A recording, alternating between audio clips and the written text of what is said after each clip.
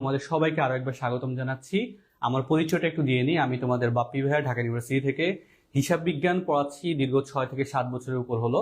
এবং বিশেষ করে আমি জানি যে তোমাদের দুর্বলতা জায়গাগুলো কোন জায়গায়, তোমাদের মেন উইকনেসের জায়গাটা আমার জানা, কারণ আমি হিসাব বিজ্ঞান পড়াই। হিসাব বিজ্ঞানের দুর্বলতা জায়গাগুলো স্পেসিফিক ভাবে আমি বুঝি। যেমন তোমার প্রিয়জন তোমার দুর্বলতা জায়গাগুলো বুঝতে পারে, ঠিক তেমনি আজকে ক্লাসে আমার মূল টার্গেটটা থাকবে তোমাদের হিসাব বিজ্ঞানের দুর্বলতা কাটিয়ে তোমাদের হিসাব বিজ্ঞানের ভালো একটি ফলাফল নিশ্চিত করা। তো আজকে হিসাব বিজ্ঞানের বেসিক আলোচনা। এই ক্লাসটা কাদের কাদের লাগবে? একই সাথে 25 ব্যাচের জন্য লাগবে, বিশ্বাস করো। 26 ব্যাচের জন্য লাগবে, 27 ব্যাচের জন্য তাও কম্পালসারি, 27 ব্যাচের জন্য কম্পালসারি লাগবেই। তো যারা যারা ক্লাসে উপস্থিত হয়েছো সবাই ক্লাসের সম্পর্কে তোমাদের সহপাঠীদেরকে ইনফর্ম করে দিবা, ক্লাসে শেয়ার করে দিবা। আমরা এখনই ক্লাসটা শুরু করে দিচ্ছি। তাইলে শুরু করা যাক। একটু খেয়াল করো তো ভাই, হিসাব বিজ্ঞান, এই হিসাব বিজ্ঞান জিনিসটা কি বলতো? অনেকেই, যদি আমি তোমাকে কোশ্চেন করি, আমি এতটুকু চ্যালেঞ্জ দিয়ে বলতে পারবো, হিসাব বিজ্ঞানের ডেফিনিশন তোমরা যারা আমাদের লাইভ ক্লাসে এখন উপস্থিত আছো, যারা লাইভ ক্লাস করতেছো, ম্যাক্সিমাম শিক্ষার্থী হিসাব বিজ্ঞান সংজ্ঞাটা জানো না। এটা কি অস্বীকার করার মতো কিছু না? এটা আসলেই সত্য। তোমরা ম্যাক্সিমাম শিক্ষার্থী হিসাব বিজ্ঞান কাকে বলে এই প্রশ্নটা করলে তুমি নিজে আমতামতা করবা, কিন্তু তুমি একজন কমার্সের স্টুডেন্ট, তুমি হিসাব বিজ্ঞান পড়তেছো গত 2 বছর থেকে, গত 3 বছর থেকে, গত 4 বছর থেকে, কিন্তু তুমি নিজেই জানো না যে হিসাব বিজ্ঞান কাকে বলে। এটা বুকে হাত দিয়ে বলতে পারো। আমি বিশ্বাস করি যে ম্যাক্সিমাম শিক্ষার্থী জানে না। জানলো কি হিসাব বিজ্ঞান কি, হিসাবের বিজ্ঞান মানে উদ্ভট অ্যান্সার তোমরা দিবা, কিন্তু পরিপূর্ণ সংজ্ঞাটা তোমরা জানো না। এই পরিপূর্ণ সংজ্ঞাটাই আমাদের দরকার হয় আমাদের অ্যাডমিশন টেস্টে গেলে, আমাদের একাডেমিকের ক্ষেত্রে দরকার হয়, কলেজে পরীক্ষাগুলোতে চলে আসে। আমি তোমাদেরকে একটা পূর্ণাঙ্গ ডেফিনিশন দিব, এবং ডেফিনিশনটা যেহেতু একটু বড় হয়, সেই বড় হইলেও সেটা আসলে অনেক কাজে লাগবে, এটা ফজিলত অনেক। এবং এই ডেফিনিশনটা কিভাবে মুখস্থ রাখবা সেটা টেকনিক আজকে গল্পে গল্পে ছন্দের আকারে তোমাদেরকে পড়িয়ে দিব। তাহলে শুরুতে যদি একটু খেয়াল করো, হিসাব বিজ্ঞানের ইংলিশটার টার্মসটা একটু বলো তো ভাই। হিসাব বিজ্ঞানের ইংরেজি টার্মস কি? হিসাব বিজ্ঞানের ইংরেজি টার্ম হচ্ছে অ্যাকাউন্টিং। কারণ তোমরা সবাই জানো হিসাব বিজ্ঞানের ইংরেজি টার্মসটা হচ্ছে কি? অ্যাকাউন্টিং। এখন আমার কথা হচ্ছে, এই অ্যাকাউন্টিং শব্দটা আসলে কিভাবে আসছে জানো? এই অ্যাকাউন্টিং শব্দটা কিন্তু সরাসরি আসে নাই, এটা একটা ইংরেজি শব্দ, এটার বাংলা পরিভাষা হচ্ছে হিসাব বিজ্ঞান। কিন্তু এই অ্যাকাউন্টিং শব্দটা আসছে একটা টার্মস থেকে, একটা ল্যাটিন টার্মস থেকে, একটা ল্যাটিন শব্দ থেকে। সেই শব্দটা হচ্ছে কি? ক্যালকুলি। কি শব্দ? CALCULI। এটা কি শব্দ? কোন ভাষার? এটা হচ্ছে কি? ল্যাটিন ভাষার। এটা মাঝে মাঝে এমসিকিউতে আসে। এটা কি? ল্যাটিন ভাষার শব্দ। কি ভাষার শব্দ? ল্যাটিন ভাষার শব্দ। শব্দটার উচ্চারণটা কি? উচ্চারণের সাউন্ড আসলে কেমন? ক্যালকুলি, কুলি, এই কুলি সেই কুলি না, এটা হচ্ছে কি? ক্যালকুলি। এই ক্যালকুলি মানে কি? এই ক্যালকুলি মানে হচ্ছে গণনা। এই ক্যালকুলি মানে কি? এই ক্যালকুলির বাংলা হচ্ছে গণনা। এবং এটার ইংলিশ টার্মসটা যদি একটু খেয়াল করো, ক্যালকুলি শব্দটা আসলে কি? ক্যালকুলির ইংলিশ টার্মসটা হচ্ছে কি? ক্যালকুলেট, সরি কাউন্ট, একটু ভুল বলে বলছি, কাউন্ট। এই ক্যালকুলি শব্দ থেকে কাউন্ট আসছে, কাউন্টের পরে কাউন্টিং শব্দটা আসছে, কাউন্টের পর কি আসছে? কাউন্টের পর আসছে কাউন্টিং, এন্ড এই কাউন্টিং এর পরে আসছে মূলত আমাদের যে অ্যাকাউন্টিং শব্দটা আছে সেই অ্যাকাউন্টিং। কাউন্টের পরে আসছে কি? অ্যাকাউন্টিং। তো মাঝে মাঝে এই কাউন্ট, কাউন্টিং, অ্যাকাউন্টিং বলে যে এই শব্দগুলো আসলে কোন ভাষার শব্দ ছিল। ক্যালকুলেট হচ্ছে ল্যাটিন শব্দ, সেখান থেকে কাউন্ট হয়, কাউন্ট থেকে কাউন্টিং, এবং তার পরবর্তীতে সেটাকে আমরা অ্যাকাউন্টিং নামে জানি, এবং যেটাকে আমরা বর্তমানে কি হিসাবে জেনে থাকি? যেটাকে আমরা বর্তমানে জেনে থাকি অ্যাকাউন্টিং নামে। এবং এটার কি ল্যাটিন বললাম অলরেডি, এটা কিন্তু এমসিকিউতে আসে ভাই, মাথা মধ্যে একটু গেঁথে রাখবা। ল্যাটিন শব্দ ক্যালকুলি, মাঝে মাঝে এমসিকিউতে চলে আসে। এবং পরিক্রমাটা কি? Count, counting, accounting. এবং হিসাব বিজ্ঞানটা আসলে কি? এই অ্যাকাউন্টিং শব্দটা আসছে ল্যাটিন শব্দ থেকে। যাই হোক, এখন যদি একটু ভাই খেয়াল করো, আমরা দেখলাম যে শব্দটা আসলে কিভাবে আসছে। তো শব্দ আসছে সেটা বড় ফ্যাক্টর না, এন্ড ফ্যাক্টরটা হচ্ছে এটা ডেফিনিশনটা আসলে কি হবে, এটা সংজ্ঞাটা আসলে কি হবে। এটা সংজ্ঞা পারলে অনেক কিছু আমরা পারবো। সংজ্ঞা পারাটা কিন্তু খুবই ইম্পর্টেন্ট। সংজ্ঞা পারলে তুমি অনেক কিছু পারবা। কারণ সংজ্ঞা যদি একটু ট্রিকি ভাবে মনে রাখতে পারো, ভার্সিটি ভর্তি পরীক্ষাতে মিনিমাম 6টা প্রশ্নের উত্তর ঘুরে পিছে আসবে, 6টা এমসিকিউ করা যায় ওই একটা সংজ্ঞা থেকে। 6টা মিনিমাম প্রশ্ন করা যায়, যে 6টা প্রশ্ন তুমি চাইলে নিজে নিজে যেভাবে যে প্যাটার্ন ফলো করো তুমি অ্যান্সার করতেই পারবা, কোনো সমস্যা নেই, অ্যান্সার করাই যাবে। আচ্ছা ভাই একটু খেয়াল করো তো, আমি তোমাদেরকে একটা গল্প বলি, গল্পের আকারে মনে রাখবা কিভাবে ডেফিনিশনে মনে রাখতে হয়। গল্প বিশেষ করে বিষয়টা এমন, আমি যখন স্কুলে ছিলাম, আমি যখন ক্লাস 9 মানে 9ম শ্রেণীতে পড়ি, আমি যদি তোমাদেরকে একটু সাথে সাথে বলে দিই, ঠিক আছে? আমি যখন 9ম শ্রেণীতে পড়ি, কোন শ্রেণীতে ভাই? আমি যখন 9ম শ্রেণীতে পড়ি, তখন আমাদের একজন ম্যাডাম ছিল, ম্যাডামের নাম হচ্ছে লিপি। কি নাম ভাই? ম্যাডামের নাম হচ্ছে লিপি। তো ম্যাডাম আসছে ক্লাসে, অ্যাকাউন্টিং পড়াইতে আসছে। ক্লাসে আসার পরে দেখতেছে যে ক্লাসের মধ্যে খুব জ্ঞানজাম। নবম দশম শ্রেণীতে শরীরের মধ্যে একটু জোশ থাকতো, একটু রক্ত গরম, তখন ক্লাসরুমে কি খুব জ্ঞানজাম করতে মন চেত, তাই না? এর ধাক্কা দেওয়া, এর টোকা দেওয়া, এর খোঁচা মারা, এই জিনিসগুলো কিন্তু নবম দশম শ্রেণীতে খুব একটা কমন। তো সবাই একটু দুষ্টামি করতেছিল। তো ম্যাম আইসা ক্লাসের যে ক্যাপ্টেন, ক্লাসের ক্যাপ্টেনকে বললো, এই সামনে আয়। আসলো, যারা যারা দুষ্টামি করতেছে, যারা যারা দুষ্টামি করতেছে, হ্যাঁ, ওদের একটা তালিকা তৈরি কর। কি তৈরি করতে? একটা তালিকা তৈরি করতে। কি তালিকা? সংক্ষিপ্ত একটা তালিকা তৈরি করতে। ওকে, আগে প্রথমে কি যারা যারা দুষ্টামি করতেছে এদেরকে বলছে যে আগে এদেরকে শনাক্ত করো। যারা যারা দুষ্টামি করতেছে এদেরকে শনাক্ত করো এবং এদের একটা সংক্ষিপ্ত তালিকা তৈরি করো। এই সংক্ষিপ্ত তালিকা তৈরি করে তুই আমারে দিবি, এদের গার্জিয়ান ডাকামু, গার্জিয়ান ডাকা এদের অবস্থা অনুযায়ী ব্যবস্থা নিব। কি করবো? এদের গার্জিয়ান আনাইয়া এদের অবস্থা অনুযায়ী ব্যবস্থা নিব। ঠিক আছে? এই কয়েকটা টার্মস এর মধ্যে আমরা হিসাব বিজ্ঞানের ডেফিনিশনটা পেয়ে যাই। কিভাবে পেয়ে যাই একটু খেয়াল করো। এখানে আমরা যে শ্রেণী লিখলাম, এই শ্রেণীটা হচ্ছে কি? এই শ্রেণীটা হচ্ছে কি? শ্রেণীবদ্ধকরণ। হিসাব বিজ্ঞান এমন একটা প্রক্রিয়া। হিসাব বিজ্ঞান কি? এমন একটা প্রক্রিয়া। হিসাব বিজ্ঞান হচ্ছে এমন একটা প্রক্রিয়া যেখানে লেনদেন শনাক্তকরণ, যাই হোক শনাক্তকরণ, আমি একটু লিখে দিই তোমাদেরকে সাথে সাথে। যেখানে লেনদেন শনাক্তকরণ, আমরা টার্মস গুলো পাচ্ছি, শনাক্তকরণ, তারপর কি লিপিবদ্ধকরণ,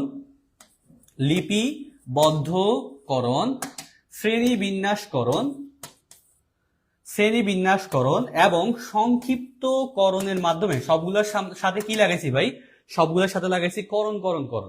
তাই দেখো তো, হিসাব বিজ্ঞান হচ্ছে এমন একটা প্রক্রিয়া যেখানে লেনদেন শনাক্তকরণ কি করছি? লেনদেন শনাক্ত করছি, তারপর কি লিপিবদ্ধ করছি, এরপরে কি শ্রেণী বিন্যাস করছি, এরপরে কি সংক্ষিপ্ত করছি, এবং সংক্ষিপ্তকরণের মাধ্যমে আর্থিক অবস্থা তুলে ধরা হয়। কি অবস্থা রে ভাই? আর্থিক অবস্থা। কি ধরনের অবস্থা? আর্থিক অবস্থা তুলে ধরা হয়।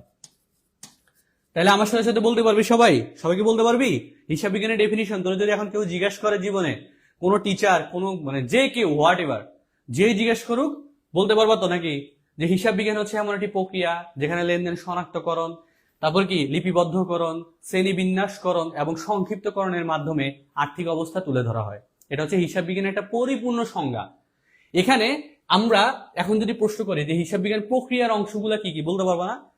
এখানে তো লিখে দিছি যে হিসাব বিজ্ঞান এমন একটা প্রক্রিয়া যেখানে কি কি আছে? প্রক্রিয়ার মধ্যে শনাক্তকরণ আছে, লিপিবদ্ধকরণ আছে, শ্রেণীবিন্যাসকরণ আছে, সংক্ষিপ্তকরণ আছে। তো মাঝে মাঝে এমসিকিউতে চায় হিসাব বিজ্ঞান প্রক্রিয়ার অংশ কি কি, এটা এমসিকিউতে চায়। তো আমরা যদি ডেফিনিশনের মধ্যেই প্রক্রিয়াটা সম্পর্কে আইডিয়া নেই, প্রক্রিয়াটা মুখস্থ করে ফেলতে পারি, এমসিকিউ আসতে দিতে পারবো না। আরেকটা এমসিকিউ আসবে এভাবে, ধরো অলরেডি কিন্তু অ্যান্সার দিয়ে এমসিকিউ কথা বলতেছি, যারা যারা এমসিকিউ নিয়ে সিরিয়াস হতে হয়, কারণ এমসিকিউতে ফেল করলে কিন্তু আর তোমার খাতা মূল্যায়নের সুযোগ নেই। দেখো, হিসাব বিজ্ঞান প্রক্রিয়ার অংশ নয় কি কি, এটা কিন্তু চাওয়া হয়। তো তুমি যদি প্রক্রিয়াগুলো মুখস্থ করতে না পারো, তুমি কি অংশ নয় কোনটা সেটা কি বুঝবা? ঠিক আছে, তার মানে এখানে কিন্তু এই দুইটা প্যাটার্নে প্রশ্ন হইতে পারে, কোনটা প্রক্রিয়ার অংশ, কোনটা প্রক্রিয়ার অংশ না। তো এখান থেকে আমরা দুইটা এমসিকিউ কিন্তু শিখে ফেললাম। ওকে, আচ্ছা, এখন একটু তোমাদেরকে বইয়ের ভাষায় দেখো, আমরা এটা একদম অ্যাডমিশনে আমরা পড়াই, আমাদের পেইড বেস গুলোতে আমরা নরমালি পড়াই। এটা হচ্ছে একটু আগে যে ডেফিনিশনটা আমি তোমাদেরকে দিছি, সেই ডেফিনিশনটা সুন্দরভাবে লেখা আছে। এখানে লেখা আছে কি, হিসাব বিজ্ঞান কি? হিসাব বিজ্ঞান হচ্ছে এমন একটি প্রক্রিয়া, দেখো, প্রক্রিয়া যেখানে লেনদেন শনাক্তকরণ, লিপিবদ্ধকরণ, শ্রেণীবিন্যাসকরণ, সংক্ষিপ্তকরণের মাধ্যমে আর্থিক অবস্থা তুলে ধরা হয়। ঠিক আছে, আমি যে ডেফিনিশনটা দিয়েছি, ডেফিনিশন মিলছে? 100% মিলছে, কোনো সমস্যা হবে না। এখন আসি হিসাব বিজ্ঞানের জনক নিয়ে, যে হিসাব বিজ্ঞানটা মূলত যার মাধ্যমে হিসাব বিজ্ঞানের উৎপত্তি বা হিসাব বিজ্ঞানের যাত্রা শুরু হয়, উনি হচ্ছে কি এই ভদ্রলোক। তোমরা অনেকেই বইতে দেখছো, ওনার চেহারাটা খুব পরিচিত একটা চেহারা। হ্যাঁ, ওনার নাম কি? ওনার নাম হচ্ছে লুকা প্যাসিওলি। কি নাম ভাই? ওনার নাম হচ্ছে লুকা প্যাসিওলি। উনি হচ্ছে 1445 সালে জন্মগ্রহণ করেন, 1514 সালে মৃত্যুবরণ করেন। এটা আসে না ভাই, জাস্ট লিখে রাখছি, জাস্ট একটু মনে রাখতে পারলেই হয়েছে, সমস্যা নেই। হ্যাঁ, এটা এমসিকিউতে আসবে না, সমস্যা নেই, প্যারা নেওয়ার কিছু নেই। কিন্তু উনি একটা বই লিখছে ভাই, ওই বইয়ের নাম কি? সুম্মা দি অ্যারিথমেটিকা জিওমেট্রিয়া প্রপোর্শনিয়েট প্রফেশনালিটা। বইটার নাম কি? সুম্মা দি অ্যারিথমেটিকা জিওমেট্রিয়া প্রপোর্শনিয়েট প্রফেশনালিটা। এই বইটা লিখছিল কত সালে? 1494 সালে। এটা একটু ইম্পর্টেন্ট তথ্য। এটা কত সালে লেখা হয়েছে? 1494 সালে। এই বইতে 3টা অংশ ছিল। মূলত কয়টা অংশ? মূলত হচ্ছে 3টা অংশ। একটা হচ্ছে কি অ্যারিথমেটিকা। এই দেখো, এই যে অ্যারিথমেটিকা লেখা আছে না, সুম্মা দি অ্যারিথমেটিকা, এই অ্যারিথমেটিকা হচ্ছে একটা অংশ। জিওমেট্রিয়া এটা হচ্ছে কি আরেকটা অংশ। এই যে প্রপোর্শন এটা হচ্ছে আরেকটা অংশ। তো এখানে বইয়ের নামের মধ্যে কিন্তু অংশগুলো সম্পর্কে বর্ণনা করা আছে। এই অ্যারিথমেটিকা মানে কি? পাটিগণিত। অ্যারিথমেটিকা মানে পাটিগণিত, জিওমেট্রিয়া মানে হচ্ছে জ্যামিতি, প্রপোর্শন মানে হচ্ছে অনুপাত। আর এই যে অনুপাতটা আছে, এই যে তৃতীয় অংশ, এই তৃতীয় অংশের মধ্যে একটা মানে অনেকগুলো অধ্যায় ছিল, যাই হোক সমস্যা নেই। একটা অধ্যায় ছিল, সেটার নাম হচ্ছে বুক কিপিং। নাম কি ছিল ভাই? এটার নাম ছিল বুক কিপিং। এই বুক কিপিং এর মধ্যে কিন্তু আবার 36টা অধ্যায় ছিল। এটা মাঝে মাঝে চলে আসে, 36টা অধ্যায় ছিল। এই বুক কিপিং এর টোটাল কয়টা অধ্যায়? 36টা অধ্যায়। এই বুক কিপিং এর যে 36টা অধ্যায় আছে, সেখান থেকে মূলত আজকের আধুনিক হিসাব বিজ্ঞানের উৎপত্তি। সবাইকে বুঝতে পারছি? হিসাব বিজ্ঞানটা কিন্তু মানে জাস্ট বলছি চলে আসছে, বিষয়টা এমন না। এটা কিন্তু এই বইয়ের 3টা অংশ ছিল, 3টা অংশের একটা অংশের ভিতরে যে আবার একটা অধ্যায়ের মধ্যে আমরা পাইলাম কি 36টা পার্ট পাইলাম। তো সেগুলো থেকে এই 36টা পার্ট কোন কিসের উপরে? বুক কিপিং এর উপরে। ঠিক আছে, এটা থেকে মূলত আজকের আধুনিক হিসাব বিজ্ঞানের উৎপত্তি। তো এটা হচ্ছে একটা বেসিক ধারণার জন্য, জাস্ট যদি কোনো কারণে বিশেষ করে কিছু কিছু ইউনিভার্সিটি আছে যেগুলোতে প্রশ্নগুলো চলে আসে, তাদের জন্য উপকার হবে, তোমাদের জন্য আই হোপ। আচ্ছা ভাই, একটু খেয়াল করো, মোস্ট ইম্পর্টেন্ট স্লাইড, মানে এখান থেকে প্রশ্ন তুমি পাবাই। তুমি যদি বিগত বছরের প্রশ্ন সলভ করো 100% বেশ কয়েকবার করে পাবা। কলেজের পরীক্ষাতে আসবে, তোমার ঢাকা ইউনিভার্সিটি ভর্তি পরীক্ষাতে আসছে, অন্যান্য পাবলিক বিশ্ববিদ্যালয়ে আসছে এবং আসবেও। একটু খেয়াল করো, হিসাব বিজ্ঞানের প্রধান উদ্দেশ্য কি? ম্যাক্সিমাম শিক্ষার্থী এই প্রধান উদ্দেশ্য কি, প্রাথমিক উদ্দেশ্য কি, এই দুইটা জায়গাতে এসে গড়বড় পাকায় ফেলে। ম্যাক্সিমাম শিক্ষার্থী এই দুইটা জায়গাতে ভুল করে। দেখো তো ভাই, হিসাব বিজ্ঞানের প্রধান উদ্দেশ্য একটা, প্রাথমিক উদ্দেশ্য একটা। হিসাব বিজ্ঞানের প্রধান উদ্দেশ্য কি? হিসাব বিজ্ঞানের প্রধান উদ্দেশ্য হচ্ছে তথ্য সরবরাহ করা। কি করা? তথ্য সরবরাহ করা, এটা কি প্রধান উদ্দেশ্য। হিসাব বিজ্ঞানের প্রাথমিক উদ্দেশ্য কি? প্রাথমিক উদ্দেশ্য হচ্ছে লেনদেন শনাক্তকরণের মাধ্যমে তা লিপিবদ্ধ করা। কি? লেনদেন শনাক্তকরণের মাধ্যমে তা লিপিবদ্ধ করা। তো এখানে প্রশ্ন যখন আসে হিসাব বিজ্ঞানের প্রধান উদ্দেশ্য কি, অনেকে কি করে, অনেকে এইটা দাগায় দেয় যে হিসাব বিজ্ঞানের প্রধান উদ্দেশ্য হচ্ছে লেনদেন শনাক্তকরণের মাধ্যমে তা লিপিবদ্ধ করা। কিন্তু এটা হচ্ছে ভুল। অনেক টেস্ট পেপারে অ্যান্সারে ভুল দেওয়া আছে, এটা মাথার মধ্যে গেঁথে নিবা। হিসাব বিজ্ঞানের প্রধান উদ্দেশ্য হচ্ছে তথ্য সরবরাহ করা। প্রাথমিক উদ্দেশ্য কি? লেনদেন শনাক্তকরণের মাধ্যমে তা লিপিবদ্ধ করা। তো আমি একটু মনে রাখতে, মানে আমারও মনে রাখতে একটু কষ্ট হইতো, তো আমি যেটা করতাম যে আমি মনে রাখতাম এভাবে, একটা মনে রাখলে আরেকটা অটোমেটিক মনে রাখতাম। আমি কি করতাম? প্রধান প্রধান তথ্য, মানে অনেক সময় হয় না যে প্রধান শিরোনাম সমূহ, একটা হেডলাইন আসে একটা নিউজে, তো প্রধান প্রধান হেডলাইন সমূহের মধ্যে আমরা কি নিউজ গুলো দেখতে পাই। তো আমি মনে রাখতাম কি প্রধান প্রধান তথ্য, তার মানে প্রধান প্রধানের সাথে তথ্যটা জড়িত। তার মানে প্রধান উদ্দেশ্য হচ্ছে কি তথ্য সরবরাহ করা, আর প্রাথমিক উদ্দেশ্য হচ্ছে লেনদেন শনাক্তকরণের মাধ্যমে তা লিপিবদ্ধ করা। তুমি যদি অন্যভাবে মনে রাখতে চাও, তুমি তোমার মতো করে টেকনিক বানাবা, সমস্যা নেই। এই যে দুইটা তথ্য আছে, এই দুইটা তথ্য বেশ অনেকবার অনেকগুলো বোর্ডে আসছে। হিসাব বিজ্ঞানের ইনপুট কি, আউটপুট কি, এটা জানতে চাওয়া হয়। হিসাব বিজ্ঞানের ইনপুট কি? হিসাব বিজ্ঞানের ইনপুট হচ্ছে লেনদেন। লেনদেন হইতে গেলে কিন্তু আবার দুইটা পক্ষ লাগে, মিনিমাম দুইটা পক্ষ লাগে, বা দ্বৈত সত্তা হইতে হয়। লেনদেনের প্রধান সত্তা আবার 3টা। এগুলো পড়াবো, এগুলো ক্লাসে পড়াবো, বেসিক ক্লাস তো ফার্স্ট ক্লাস, সেকেন্ড ক্লাসে এগুলো আলোচনা করবো। খেয়াল করো, হিসাব বিজ্ঞানের ইনপুট কি? হিসাব বিজ্ঞানের ইনপুট হচ্ছে লেনদেন, কিন্তু আউটপুট কি? আউটপুট হচ্ছে আর্থিক বিবরণী। আর্থিক বিবরণী আবার 5টা। আর্থিক বিবরণীর 5টা অংশ আছে। কি কি? আর্থিক বিবরণীর প্রধান মানে 5টা অংশ টোটাল, তার মধ্যে একটা হচ্ছে আয় বিবরণী, আরেকটা হচ্ছে আর্থিক অবস্থার বিবরণী, আরেকটা হচ্ছে মালিকানা সত্ত্ব বিবরণী, আরেকটা হচ্ছে নগদ প্রবাহ বিবরণী, আরেকটা হচ্ছে নোটস বা টিকা। বুঝতে পারছি? অনেক ইনফরমেশন কিন্তু এখানে পাবা। দেখো, হিসাব বিজ্ঞানের যে আউটপুটটা আছে এটা কি? আর্থিক বিবরণী। তো এই যে আউটপুটটা, কেন আর্থিক বিবরণী আমরা তৈরি করতেছি? আমরা আর্থিক বিবরণী তৈরি করতেছি তথ্য সরবরাহের জন্য। কাদেরকে তথ্য দিব ভাই?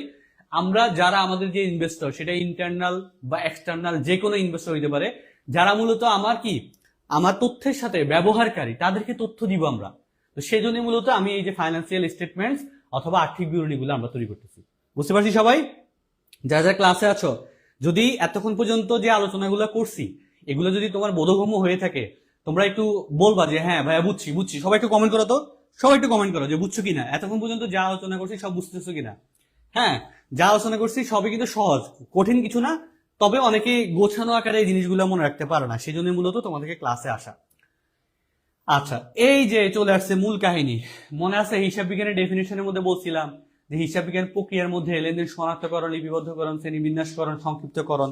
এখন দেখো তো ভাই, হিসাব বিজ্ঞান প্রক্রিয়ার অংশ কয়টা? হিসাব বিজ্ঞান প্রক্রিয়ার অংশ হচ্ছে টোটাল 3টা। একটু আগে বলতে পারতাম যে ভাই আপনি তো 4টা বলছেন, 4টারে আসলে 3টা বানানো হয়েছে, ঠিক আছে? 4টা বলছিলাম কেন? যাতে তুমি আসলে সবগুলো প্রসেস দেখতে পারো। কিন্তু এখানে দেখো যে শনাক্তকরণ চিহ্নিতকরণ আলাদা করে দেওয়া আছে একটার মধ্যে, তার মানে একটু মনে রাখবা যে দুইটা মিলে একটা হচ্ছে, ঠিক আছে? হিসাব বিজ্ঞান প্রক্রিয়ার অংশ কয়টা? হিসাব বিজ্ঞান প্রক্রিয়ার অংশ হচ্ছে টোটাল 3টা। কয়টা? 3টা। প্রথমটা কি? লেনদেন শনাক্তকরণ বা চিহ্নিতকরণ। পরেরটা কি? লিপিবদ্ধকরণ। এরপর হচ্ছে তথ্য সরবরাহকরণ। তার মানে যদি এমসিকিউতে আসে হিসাব বিজ্ঞান প্রক্রিয়ার অংশ কয়টি, অ্যান্সার দিবা 3টি। কি কি? যে লেনদেন শনাক্তকরণ অথবা চিহ্নিতকরণ, লেনদেন লিপিবদ্ধকরণ, তথ্য সরবরাহকরণ, এই 3টা হচ্ছে হিসাব বিজ্ঞান প্রক্রিয়ার অংশ। এখন মাঝে মাঝে প্রশ্ন আসে, দেখো হিসাব বিজ্ঞান প্রক্রিয়া এখানে লেখা আছে কি হিসাব রক্ষকের কাজ।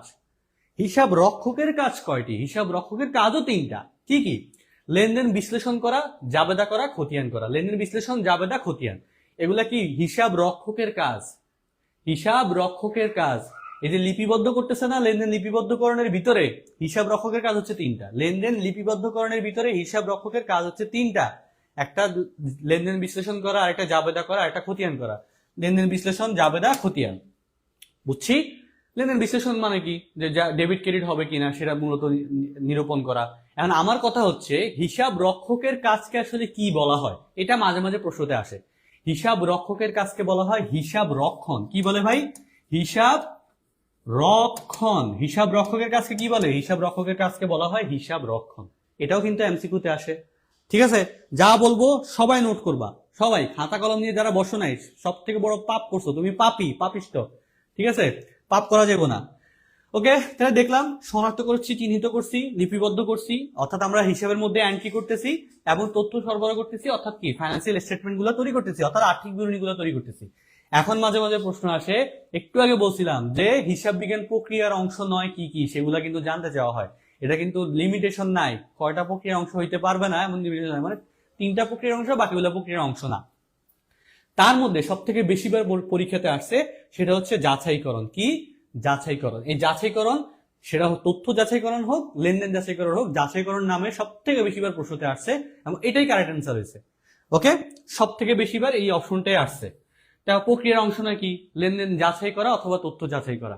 তথ্য প্রক্রিয়াকরণ, এটাও কিন্তু প্রক্রিয়ার অংশ না, তথ্য প্রক্রিয়াকরণ। অর্থাৎ যেগুলো প্রক্রিয়ার অংশ সেগুলো তো অলরেডি দিছি গত স্লাইডে, এখানে দেখলাম এগুলা বাদে যা আছে তাই প্রক্রিয়ার অংশ না, এটা তো বুঝার কথা নর্মালি। এবার আছে কি রেওয়া মিল প্রস্তুতকরণ। দেখো তো প্রক্রিয়ার মধ্যে কি আমরা রেওয়া মিল করছি? আমরা খতিয়ান পর্যন্ত ছিলাম, রেওয়া মিলে যাই নাই, তার মানে রেওয়া মিল হবে না। তাহলে এগুলা নর্মালি যে অপশনগুলা নর্মালি সঠিক উত্তর হিসেবে আসে, অর্থাৎ অপশনে আসে, সেগুলো দিয়ে দিছি। এগুলো একটা মাথার মধ্যে গেঁথে রাখলেই তোমার হয়ে যাচ্ছে।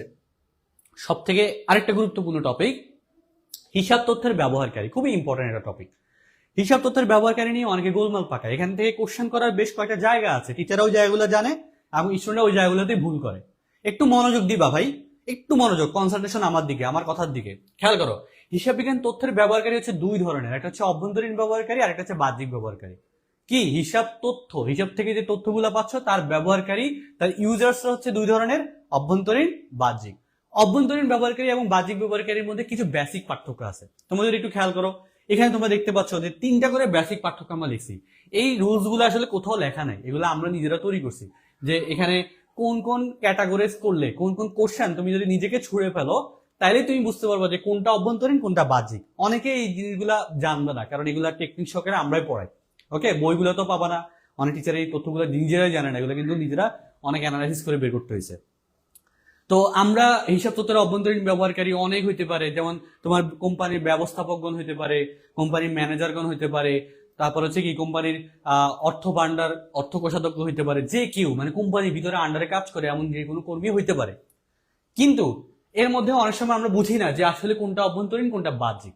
বাহ্যিক ব্যবহারকারী কারা? যারা সরাসরি জড়িত না, যেমন হচ্ছে কি যে এক্সটার্নাল অডিটর, ঠিক আছে, তারপর সরকারি বিভিন্ন সংস্থা, বিভিন্ন কর্পোরেশন, এরা সরাসরি আমার ব্যবসা প্রতিষ্ঠানের সাথে জড়িত না, এই কারণে তাদেরকে বহিস্থ বা বাহ্যিক ব্যবহারকারী বলি। কিন্তু আমার প্রশ্ন হচ্ছে, একটা অপশন যদি চলে আসে, ধরলাম যে চলে আসলো যে বিধিবদ্ধ সংস্থা, এখন আমি জানি না যে এটা কি অভ্যন্তরীণ হবে না বাহ্যিক হবে। এই ক্ষেত্রে আমরা 3টা রুলস অ্যাপ্লাই করব। ওই 3টা রুল যদি কোনোভাবে মিলে যায় তাহলে আমরা ধরে নিব ওটা হচ্ছে হয়তো অভ্যন্তরীণ হবে, আর যদি না মিলে তাহলে হচ্ছে বাহ্যিক হবে। রুলগুলো কি? নাম্বার 1 শর্ত, তাহলে 3টা শর্ত দেখাবো। প্রথম শর্তটা হচ্ছে তারা কি বেতন পায় নাকি পাবে। তারা কি বেতন পায় কিনা একটু খেয়াল করো। প্রথমটা কি, তারা কি বেতন পায় কিনা, তারা কি বেতন পায় কিনা, এই রুলসটা হচ্ছে প্রথমত নিজেকে জিজ্ঞাসা করবা যে হ্যাঁ এরা কি বেতন পাচ্ছে কিনা। নাম্বার ওয়ান, একটু যদি খেয়াল করো তো, ধরো কি, ধরো হচ্ছে ম্যানেজার, কে ম্যানেজার, নিজেকে প্রথম কোশ্চেনটা করো, তারা কি ম্যানেজাররা কি বেতন পায়? হ্যাঁ, ম্যানেজাররা কোম্পানি থেকে বেতন পায়, তার মানে প্রথম শর্তটা আমাদেরকে ম্যাচ করছে। দেখো তো ম্যানেজার কি কোম্পানিতে কোনো সিদ্ধান্ত দিতে পারে? হ্যাঁ, ম্যানেজার যেহেতু একটু বড় পজিশন, তার মানে সে কোম্পানিতে ডিসিশন দিতে পারে। তাহলে এই দুইটা কিন্তু ম্যানেজারের ক্ষেত্রে অ্যাপ্লাই করছে। এখন দেখো তো ম্যানেজারের লেভেলটা কি, এরা কি কর্মকর্তা লেভেলের না কর্মচারী লেভেলের? ম্যানেজারদের কি পোস্টিংটা একটু হায়ার লেভেলের হয়, তার মানে হায়ার লেভেলে যারা কাজ করে এদেরকে আমরা কর্মকর্তা নামে জানি। তার মানে এখানে তিনটা শর্তই ফিল আপ করছে। তাইলে এই যে ম্যানেজার আছে, এই ম্যানেজারকে এটা হচ্ছে অভ্যন্তরীণ ব্যবহারকারী। বুঝতে পারছি সবাই? এই ম্যানেজারটা হচ্ছে অভ্যন্তরীণ ব্যবহারকারী। এখন প্রশ্ন যদি আসে বহিস্থ ব্যবহারকারী ভাই কিভাবে চিনবো, খেয়াল করতো ভাই, এখানে আমরা যদি এরকম করি, ধরো হচ্ছে সরকারি বিভিন্ন ধরনের প্রতিষ্ঠান, ধরলাম যে বাংলাদেশ ব্যাংক, বা আচ্ছা ধরো বাংলাদেশ ব্যাংকের কথা, অর্থাৎ বিধিবদ্ধ সংস্থা যে কোনো কিছু, বাংলাদেশ ব্যাংক, বাংলাদেশ ব্যাংক। এখন আমাকে একটু বলো তো, বাংলাদেশ ব্যাংক আমার কোম্পানি থেকে কি বেতন নেয়? না, তারা তো আমার কোম্পানি থেকে বেতন নেয় না। তাহলে কি এটা পায় না, বেতন পায় না, এই শর্তটা ফিল আপ করছে। তারা কি আমাদেরকে কোনো সিদ্ধান্ত দিতে পারে? কোম্পানিতে সরাসরি সিদ্ধান্ত দিতে পারে না, সে সবাইকে ইন জেনারেল একটা ডিসিশন দিতে পারে নীতিমালা প্রয়োগের মাধ্যমে, কিন্তু সরাসরি কিন্তু সে আমার কোম্পানিতে কোনো সিদ্ধান্ত দিতে পারে না। তার মানে এটা মিলে গেল। এবং এখানে বলা আছে কিছু কিছু ক্ষেত্রে বেতন পেলে পেতে পারে, এটা উজ্জ্বল শর্ত। তার মানে দুইটা শর্ত যে কোনো একটা যদি ম্যাচ করে, যে কোনো একটা ম্যাচ করলে কিন্তু সেটা বহিস্থ হয়ে যাবে। ঠিক আছে, যে কোনো একটা ম্যাচ করলে সেটা বহিস্থ। তাহলে আমরা বুঝতে পারছি বাংলাদেশ ব্যাংক হচ্ছে কি আমার বহিস্থ বা বাহ্যিক ব্যবহারকারী, যে কোনো সংস্থা বহিস্থ বা বাহ্যিক ব্যবহারকারী। কিন্তু এই তিনটা শর্ত যখন ফিল আপ হয়ে যাবে তখন সেটাকে আমরা অভ্যন্তরীণ ব্যবহারকারী বলতে পারি। তো কর্মকর্তা তারা হচ্ছে অভ্যন্তরীণ, কর্মচারী হচ্ছে বাহ্যিক, কর্মচারী বাহ্যিক, শ্রমিক বাহ্যিক। কিন্তু সমস্যা হচ্ছে কর্মকর্তা যেমন বেতন পায়, কর্মচারী তো বেতন পায় ভাই, যারা একদম লোয়ার লেভেলের এমপ্লয়ি আছে তারা তো স্যালারি পায়। তো এই কারণে স্পেসিফিক ভাবে আমরা এখানে উল্লেখ করে দিছি যে কিছু কিছু ক্ষেত্রে বেতন পেলেও পেতে পারে, যেমন হচ্ছে কি কর্মচারী অথবা শ্রমিক, এরা কি কিছু কিছু ক্ষেত্রে এরা স্যালারি পায়। তাহলে এই ক্ষেত্রে এদেরকে আমরা বাহ্যিক বা বহিস্থ ব্যবহারকারী বলে থাকি। কিছু এক্সেপশন আছে, একটু যদি খেয়াল করো দেখো। আচ্ছা, এক্সেপশন দেখানোর আগে একটু এক্সাম্পল, এখানে কিছু এক্সাম্পল দেওয়া আছে। কোম্পানির ব্যবস্থাপকগণ, পরিচালকগণ, দেখো তো কোম্পানির ব্যবস্থাপকগণ এরা বেতন পায়, এরা ডিসিশন দেয়, এরা কর্মকর্তা লেভেলের, তার মানে এরা হচ্ছে অভ্যন্তরীণ ব্যবহারকারী। পরিচালকগণ এরাও বেতন পায়, সিদ্ধান্ত দেয়, এবং এরা হচ্ছে কর্মকর্তা লেভেলে, তার মানে পরিচালকগণও অভ্যন্তরীণ ব্যবহারকারী। অভ্যন্তরীণ নিরীক্ষক, নিরীক্ষক হচ্ছে কি অডিটর, যারা তোমার কোম্পানির রিপোর্টগুলো চেক করবে যে এখানে আসলে কোনো মানে অল্টার্ড ইনফরমেশন তুমি দিচ্ছ কিনা, এটাকে আসলে সঠিক ইনফরমেশন কিনা, তথ্য যেগুলো দিচ্ছে ওগুলো আসলে ঠিক আছে কিনা, এগুলো যাচাই বাছাই করে। তো এই অডিটর বা নিরীক্ষক দুই ধরনের হয়, একটা হচ্ছে অভ্যন্তরীণ নিরীক্ষক আর হচ্ছে বাহিস্থ বা বহিস্থ নিরীক্ষক। তো অভ্যন্তরীণ নিরীক্ষকটা হচ্ছে অভ্যন্তরীণ ব্যবহারকারী, কিন্তু বহিস্থ নিরীক্ষক, এটা নিরীক্ষককারী নিয়ন্ত্রণকারী সংস্থা বা বহিস্থ নিরীক্ষক, ওটা হচ্ছে কিন্তু আবার বাহ্যিক ব্যবহারকারী। ঠিক আছে, আচ্ছা দেখো নির্বাহী কর্মকর্তা। এবং এখানে একটা ইন্টারেস্টিং বিষয় হচ্ছে, সেটা হচ্ছে কি এক মালিকানা ব্যবসায়ের মালিক। দেখো এখানে কিন্তু অংশীদারিও লেখা নাই, কোম্পানিও লেখা নাই, কি লেখা আছে এক মালিকানা ব্যবসায়ের মালিক। এই যে এক মালিকানা ব্যবসায়ের মালিকরা আছে এরা হচ্ছে অভ্যন্তরীণ ব্যবহারকারী। কি কারণে?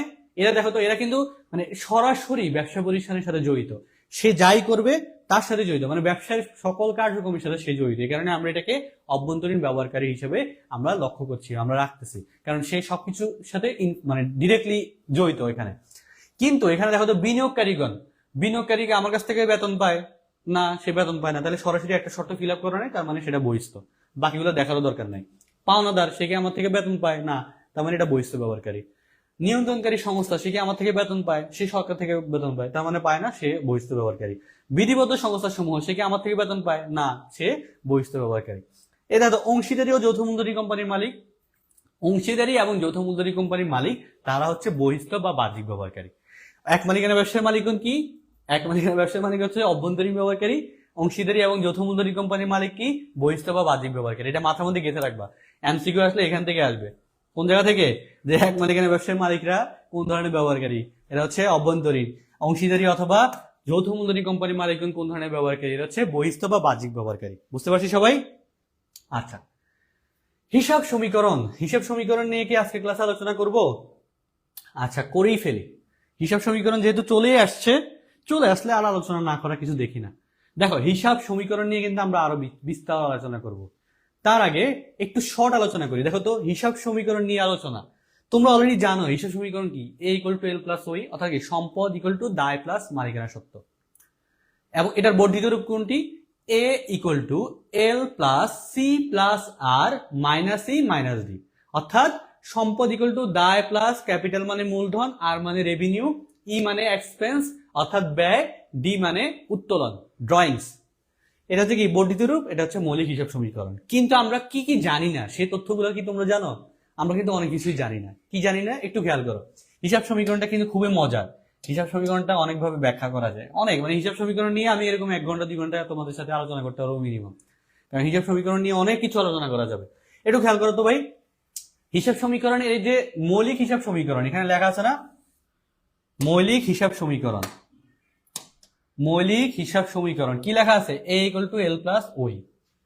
এখানে কিছুটা চেঞ্জ করা যায়। যেমন যদি আমরা প্রশ্ন করি মৌলিক হিসাব সমীকরণ, আসলে তোমরা ইন্টারমিডিয়েটে এসে শুনো এ ইকুয়াল টু এল প্লাস ওই, কিন্তু আসলে আমরা যদি একটু মৌলিক হিসাব সমীকরণটা আগে 9, 10 অনেক বইতে, পুরাতন বইতে, মানে সনাতন পদ্ধতিতে লেখা ছিল যে মৌলিক হিসাব সমীকরণ কোনটি, মৌলিক হিসাব সমীকরণ হচ্ছে মৌলিক হিসাব সমীকরণ, মৌলিক হিসাব সমীকরণ হচ্ছে A equal to L plus E, normally এটা বলা হয় A equal to L plus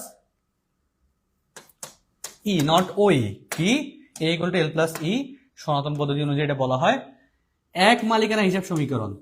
এক মালিকানা হিসাব সমীকরণ হচ্ছে A equal to L plus ওই, কি এক মালিকানা তো ওনার্স ইকুইটি, অর্থাৎ ও দ্বারা বোঝাচ্ছে কি ওনার্স, ই দ্বারা বোঝাচ্ছে ইকুইটি। তারপর দেখো তো অংশীদারি হিসাব সমীকরণ কোনটি, অংশীদারি হিসাব সমীকরণ কোনটি, A equal to L plus P, P দ্বারা কি বোঝাচ্ছে, পি দ্বারা বোঝাচ্ছে পার্টনার্স, পার্টনার্স মানে কি অংশীদার, তার মানে অংশীদারি ব্যবসায়ের মূলধনের হিসাব বোঝাচ্ছে। এরপরে কি কোম্পানি হিসাব সমীকরণ কোনটি, কি কোম্পানি, কোম্পানি হিসাব সমীকরণ কোনটি, কোম্পানি হিসাব সমীকরণ হচ্ছে A equal to L plus SE. S মানে কি বলতে পারবা, এস মানে হচ্ছে স্টক ইকুইটি, এস তে স্টক, ইতে ইকুইটি, অর্থাৎ এগুলা মূলত হিসাব সমীকরণের মানে মূলত ব্যবসা প্রতিষ্ঠান ভিত্তিক আমরা হিসাব সমীকরণকে আলাদা আলাদা করতে পারি। অনেক সময় এগুলা ভর্তি পরীক্ষাতে চলে আসে, কলেজে খুব একটা এগুলো দেখা যায় না। তো তোমাদেরকে শিখে রাখলাম, কারণ আমাদের মূল মোটিভ কি, আমাদের মূল মোটিভ একাডেমিকও ভালো করা, অ্যাডমিশনও ভালো করা, ঠিক আছে না? আচ্ছা, এখন একটু খেয়াল করো, আমরা হিসাব সমীকরণ নিয়ে কিন্তু আরো ডিটেলস আলোচনা করব সামনে। হিসাব সমীকরণ নিয়ে আজকে ক্লাসে আমি আর একটু আলোচনা করতেছি না, কারণ আগামী ক্লাসে হিসাব সমীকরণ নিয়ে বহুত আলোচনা আছে। দেখো তো এখানে লেখা আছে কি, যে হিসাব সমীকরণ, এই যে এ, এই এতে আসলে কি কি যায়, এই যে এটা আছে এ মানে কি সম্পদ, এই সম্পদের মধ্যে দুই ধরনের আইটেম দেয়, একটা হচ্ছে সম্পদ এ, এই অ্যাসেটের মধ্যে 2 ধরনের আইটেম দেয়, একটা হচ্ছে সম্পদ আর একটা হচ্ছে কি ব্যয়, ঠিক আছে? এই সম্পদ এবং ব্যয় এই দুইটা বৃদ্ধি পাইলে কি হয়, বৃদ্ধি পাইলে হয় ডেবিট, আর হ্রাস পাইলে হয় ক্রেডিট। কি হয়, হ্রাস পাইলে হয় ক্রেডিট, ওকে? আর এই পাশে যেগুলো আছে, এই পাশে যেগুলো আছে সেগুলো কি আয়, দায়, মূলধন বা মালিকানা সত্ত্ব, ওকে? মূলধনটাই লিখি বা মালিকানা সত্ত্ব লিখতে পারি, সমস্যা নেই, মালিকানা সত্ত্ব লিখে দিই, এটাই ভালো হবে। আয়, দায়, মালিকানা সত্ত্ব, ওকে?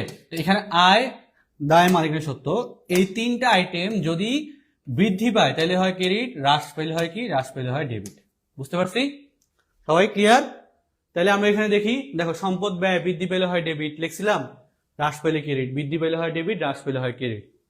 দায়, আয়, মালিকানা সত্ত্ব এগুলো বৃদ্ধি পেলে হয় কি ক্রেডিট, উল্টাটা বৃদ্ধি পেলে হয় ক্রেডিট এবং হ্রাস পেলে হয় ডেবিট। এটা জাস্ট বেসিক, এটা তোমরা 9, 10 পড়ে আসছো, আমি বিশ্বাস করি যারা 9, 10 থেকে পড়াশোনা করে আসছো এটা না বুঝার মতো কিছু নেই, যে সম্পদ বাড়লে কি হয়, ডেবিট হয়, ব্যয় বাড়লে ডেবিট হয়, সম্পদ কমলে ক্রেডিট হয়, ব্যয় কমলে ক্রেডিট হয়, আয় বাড়লে ক্রেডিট হয়, দায় বাড়লে ক্রেডিট হয়, মালিকানা সত্ত্ব বাড়লে ক্রেডিট হয়, দায় কমলে ডেবিট হয়, তারপর আয় কমলে ডেবিট হয়, এগুলো সবাই বুঝার কথা, এগুলো না বুঝার কিছু নেই, ওকে? তো এখানে আমরা যে জিনিসগুলো নিয়ে আজকে মূলত ডিসকাশন করলাম তোমাদেরকে, আমরা মূলত আজকে ক্লাসে তোমাদের ডিসকাশন করলাম কি, আজকে ক্লাসে আরেকবার ওভারভিউ দিই। আজকে ক্লাসে আমরা তোমাদেরকে শিখিয়েছি, আজকে আমাদের বেসিক ক্লাস 1, আমাদের বেসিকের উপর বেশ কয়েকটা ক্লাস হবে। তো হিসাব বিজ্ঞান কি, হিসাব বিজ্ঞানের উৎপত্তিটা কিভাবে হয়েছে, হিসাব বিজ্ঞান শব্দটা আসলে কিভাবে এসেছে সেটা আমরা তোমাদেরকে দেখাইছিলাম, ডেফিনিশন দেখাইছিলাম, হিসাব বিজ্ঞানের আবিষ্কারক লুকা প্যাসিলি সম্পর্কে আমরা কিছু তথ্য জেনেছিলাম। এরপরে হিসাব বিজ্ঞান সম্পর্কে কিছু গুরুত্বপূর্ণ এমসিকিউ যেগুলো বোর্ড পরীক্ষাতে আসে সেগুলো আমরা দেখলাম। এরপরে এখানেও কিছু গুরুত্বপূর্ণ তথ্য ছিল সেগুলো আমরা দেখলাম। ওকে, এরপরে ব্যবহারকারী সম্পর্কে আমরা জানলাম কিভাবে এগুলো আইডেন্টিফাই করতে হয়, শর্তগুলো কি কি সেগুলো দেখলাম। এরপরে ফাইনালি হচ্ছে আমরা হিসাব সমীকরণটা দেখলাম, এবং হিসাব সমীকরণ কেমন কেমন হতে পারে সেটাও দেখলাম। এন্ড হিসাব সমীকরণের মধ্যে কোনটা বাড়লে ডেবিট হয়, কোনটা হ্রাস পেলে বাড়লে ডেবিট হয়, কোনটা ক্রেডিট হয়, সেগুলো নিয়ে আসলে মূলত তোমাদেরকে আলোচনা করলাম। কোম্পানির হিসাব সমীকরণ বুঝি নেই। কোম্পানির হিসাব সমীকরণ হচ্ছে L+AC। এস মানে কি? স্টক মানে কি? মানে কি একটা মূলধনের ক্ষুদ্রতম অংশ, শেয়ার ইকুইটি। ঠিক আছে, স্টক ইকুইটি, বুঝতে পারছি? তো আমরা চেষ্টা করেছি আজকে ক্লাসে তোমাদেরকে ওভারঅল হিসাব বিজ্ঞান প্রথম পত্রের প্রথম অধ্যায়ের প্রথম ক্লাসটার মাধ্যমে তোমাদের বেসিক ক্লিয়ার করে দেওয়ার জন্য। তোমরা যারা 26 কিংবা 27 বছরের শিক্ষার্থী আছো, তোমাদের জন্য আমরা একটু ইনফর্ম করে রাখি, সেটা হচ্ছে আমাদের একটা অ্যাকাউন্টিং প্রো ব্যাচ আছে। এখানে যেরকম ক্লাস দেখতেছো তার থেকে আরো দুর্দান্ত ভাবে আমরা তোমাদেরকে আমাদের হিসাব বিজ্ঞান প্রো ব্যাচের মাধ্যমে তোমাদেরকে দক্ষ করে তুলবো। যে হিসাব বিজ্ঞান প্রো ব্যাচে তোমরা তোমাদের যারা 27 ব্যাচের শিক্ষার্থী আছো, 27 ব্যাচের জন্য আমরা ফার্স্ট ইয়ারটা খুব ভালোভাবে কমপ্লিট করে দিব, এবং যারা 26 ব্যাচের আছো তোমাদের জন্য কিন্তু আমরা ফার্স্ট পেপার সেকেন্ড পেপার দুটোই কমপ্লিট করে দিব। ওটা একটা শর্ট কোর্স। 27 ব্যাচের ডিউরেশন কোর্সের 6 মাস, এবং 26 ব্যাচের ফার্স্ট পেপার সেকেন্ড পেপার মিলিয়ে ডিউরেশন হচ্ছে 6 মাস। তো তোমরা যদি আমাদের হিসাব বিজ্ঞান প্রো ব্যাচে যুক্ত হতে চাও, তাহলে আমাদের কোর্সে যুক্ত হইতে আমাদের ডিউরিমাস ফেসবুক পেজে তোমরা নক দিতে পারো, অথবা তোমরা এই হটলাইন নাম্বারে যোগাযোগ করতে পারো। নাম্বারটা হচ্ছে এটা 018524711092, 018524711092। ঠিক আছে, এই নাম্বারটায় তোমরা সরাসরি যোগাযোগ করতে পারো, হোয়াটসঅ্যাপের মাধ্যমে যোগাযোগ করতে পারো, অথবা সরাসরি ফোন কল দিয়ে যোগাযোগ করতে পারো। আমরা তোমাকে কোর্সের ডিটেলসটা বুঝিয়ে দিব, এবং আমরা কিন্তু সম্পূর্ণ ফ্রিতে আমরা তোমাদের জন্য ক্লাসের আয়োজন করেছি। এখন বেসিক ক্লাসগুলা যারা মাত্র কলেজ লাইফটা শুরু করবে কয়েকদিন পরেই, পরীক্ষা দিয়েছো, পরীক্ষার রেজাল্ট খারাপ হয়েছে কিংবা ভালো হয়েছে, এবং যারা কলেজে আছো অলরেডি, তোমাদের সবার জন্য মূলত আমাদের প্রত্যাশা তোমরা যাতে ভালো করো, এবং আমাদের সাথে যদি তোমরা শেষ পর্যন্ত লেগে থাকতে পারো তাহলে ইনশাল্লাহ ভালো রেজাল্ট করবে। এবং আমি বিশ্বাস করি আমাদের যে ক্লাসগুলো হচ্ছে সকল টিচারের সম্মিলিত প্রয়াস, খুবই কোয়ালিফাইড টিচার, এবং ক্লাসগুলো খুবই এনজয় করছো তোমরা, এবং অনেক কিছু জানতে পারবো। ভাই এতটুকু তোমাদেরকে কনফিডেন্সলি বলতে পারি। আমরা স্লাইডের মধ্যে আইসা এটা পড়তেছি না যে হিসাব বিজ্ঞান এমন একটি প্রক্রিয়া, হ্যাঁ লেনদেন শনাক্তকরণ, লিপিবদ্ধকরণ, শ্রেণীবিন্যাসকরণ, এটা এই পরে পরে সবাই বুঝতে পারছি, লাইনগুলো পড়তে পারছি, শেষ। এরপরে পরের লাইন পড়লাম, হ্যাঁ এখানে লেখা আছে লুকা প্যাসিলি এত এত, শেষ, ওকে ফাইন, এরপরে এটা শেষ। মানে অনেকে আছে এরকম রিডিং পড়ে, বুঝছো? এমসিকিউ সলভ করতে চাই যখন, তখন দেখি অনেক আছে, অনেক প্ল্যাটফর্ম এরকম তোমরা দেখবা যে যারা আছে আসে ক্লাসের মধ্যে স্লাইডের মধ্যে সবকিছু লেখা, স্লাইড শুধু রিডিং পড়তে থাকে, কোনো কিছু বোঝানোর নাম নাই, কোনো কিছু স্লাইডের বাইরে কিছু বলতেও পারে না। তোমরা দেখো যে আজকে স্লাইডের বাইরে আমি তোমাদের কত কত তথ্য দিছি, মানে আমি তো স্লাইডের মধ্যে ডেফিনিশন লেখা আছে, ডেফিনিশন অন্তত তোমাদেরকে আমি নিজে আগে বুঝিয়ে দিচ্ছি যে কিভাবে মনে রাখবা, এক্সাম্পল দিয়ে লিপি ম্যাডামের এক্সাম্পল দিলাম। তো এগুলো আসলে বের করতে গেলে কিন্তু অনেক চিন্তা ভাবনা করতে হয়, এই চিন্তা ভাবনা করতে গেলেও কিন্তু একটা স্কিলের দরকার হয়। ঠিক আছে, তো আমাদের এখানে যারা আছে তোমাদের বাকি সাবজেক্ট গুলোরও ক্লাস দিচ্ছে, তুমি দেখতেই পাচ্ছ। ইংলিশে আনিস স্যার ক্লাস দিচ্ছে খুবই দুর্দান্ত, ম্যাথের হচ্ছে তোমাদের রাফি ভাই ক্লাস দিচ্ছে, খুবই দুর্দান্ত ভাবে ক্লাস হচ্ছে, এবং পাশাপাশি তোমাদের সামনে বাংলা ক্লাসে আমাদের টিচার যুক্ত হবে আগামী সপ্তাহ থেকে, ঠিক রবিবার সোমবার, মানে শনি সম্বুধ কিন্তু আমাদের দুইটা স্লট ফিক্সড।